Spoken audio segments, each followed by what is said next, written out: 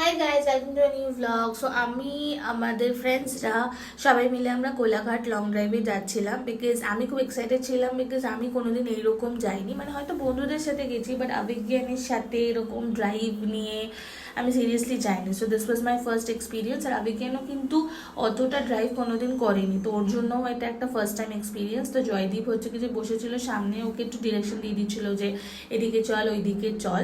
যদিও খুবই ভালো ড্রাইভ করেছে ফার্স্ট টাইম হলেও, বাট সব কিছুরই একটা ফার্স্ট টাইম হয়। তো এবার যেটা হয়ে গেলে এবার ফ্রিকুয়েন্ট ভিডিওস হয়তো দেখতে পারবে যখন আমাদের টাইম হবে। সো ফাইনালি আমরা পৌঁছালাম। রাস্তায় আমরা বেশি কিছু খাইনি, আজ আমাদের লাঞ্চেরই প্ল্যান ছিল। আমরা জাস্ট একটু চা খেলাম একটা জায়গায় বসে, ওখানে খাবারও ছিল বাট আমরা খাইনি। তারপর আমরা চলে গেলাম শেরে বেঙ্গল, শেরে পাঞ্জাব ওখানে। তো ওখানে যেহেতু ব্রেকফাস্ট ওখানে সবসময় ভিড় থাকে, তো লাঞ্চের জন্য একটু ওয়েট করতে হয়েছিল। তো আমরা অর্ডার দিলাম হচ্ছে ফ্রাইড রাইস, চিলি চিকেন, তারপর আরও স্টার্টার আইটেমস ছিল। তো সব খেয়ে দিয়ে আমরা ওখানে বসে বেশ অনেকক্ষণ গল্প করেছিলাম। তারপরে খাবারটাও খুবই টেস্টি ছিল।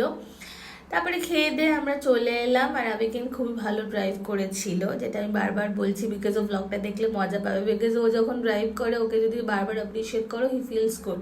দেখো ও ইভেন মানে অনেক অনেক স্পিড তুলছিল ফেরার সময়।